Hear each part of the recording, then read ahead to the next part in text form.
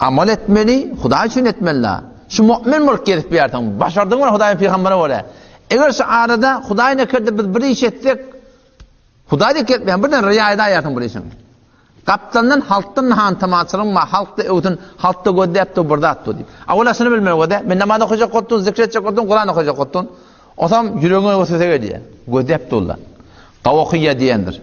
O da okuya diyendir. Yüreğine geliyor, ihtiyariyat der. Sonra ne mi diyen? Yüreğinden dur. Men Huda için et yani.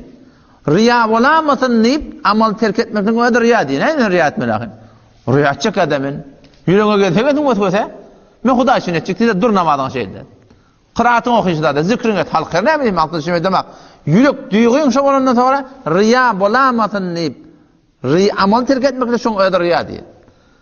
Riya bolan ne öyle ihtiyarın ödülde demiyor. Men riya etmeyin Hudaşın ettiğini parası da şunu hak etmektik gerek.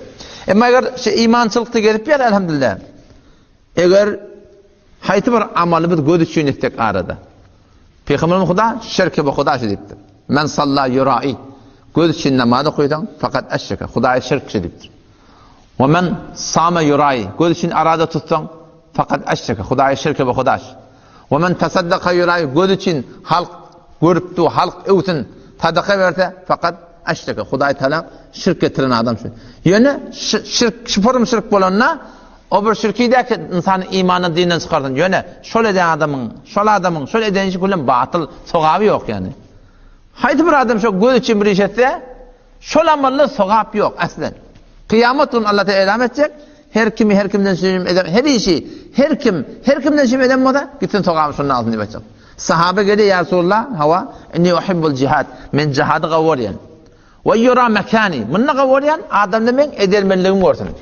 Kuvveti bazım görsün. Ya Resulullah men gurrun ben gavoriyen. Yani yüreğim teyinnesi de var.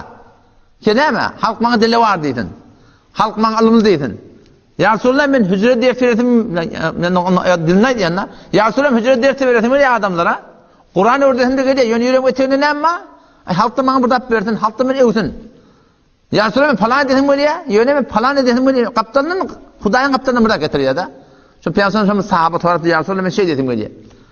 Cihada gidecek men. Yöne adamın şimen kudretimi, menziletimi, edermelliğimi, gayratlığımı görsen. Ne diyen ya Resulullah deyiptir. Piyasan ketlemedi diye. Ahirin ayeti Sure-i Kehf iniptir. Bir rivayette ahirki ayeti Kur'an şu. Allah Teala biz şirkten qaytarıptır. Şu şirkten qaytarıptır. O ki şirki asli ki Hudaydan gayrı çağırma o dursun. فَمَنْ كَانَ يَرْجُوا لِقَاءَ رَبِّهِ her kimi ki öz Hudayna imanlı tatışmaklık yadın ne olsa diye. Hudaya bağın iman tatasını göreyim hava. فَلْيَعْمَلْ عَمَلًا صَالِحًا şeriata vara amel etmeli.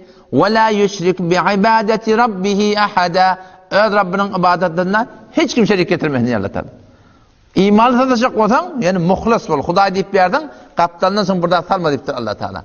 Allah Teala bize isteyen tevhidi şişi. Ehli tevhid diye biliyor musun? Ehli tevhid diyen şey değerli baş olmalı. La yu'minu ahadukum hatta yuqalu innahu la mecnun. Bir kitapta okudum. Hadisi kitaptır vallahi alem. Mü'mine vaqi olmursanız tamadam ki de değerli ilmi diye. La yu'minu ahadukum hatta yuqalu innahu la mecnun. Mü'min olmursanız yani Allah'ın yana makbul olmursanız tamadam ki sana değerli ilmi ne deyip peygamberine değerlidir de sen şu kanun sonundan koymayın. Peygamberine değerlidir de 40 yıl için Muhammed sanmıştır. Gelip bir de hakkı ediptir Muhammed divanı oturun na'udhu billah.